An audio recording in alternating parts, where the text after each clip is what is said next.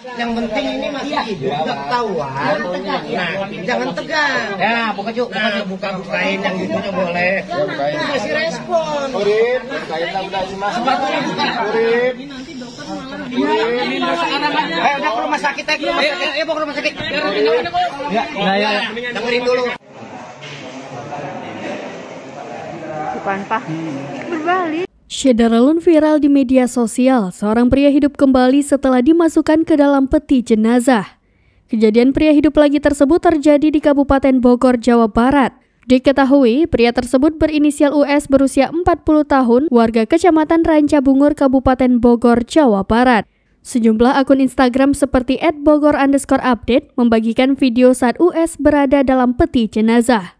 Keluarga US mengungkapkan US sempat dinyatakan meninggal saat mengikuti acara di Semarang.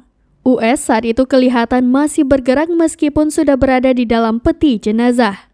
Direktur Utama RSUD Kota Bogor Ilham Khaidir mengungkapkan kondisi yang dialami US. Ilham menyebut US saat tiba di rumah sakit dalam kondisi gangguan penurunan kesadaran.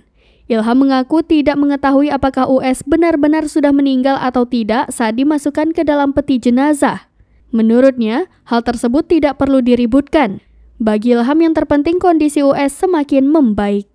Nggak ketahuan. Nah, jangan tegang. Ya, bukain yang hidupnya boleh. Kasih respon.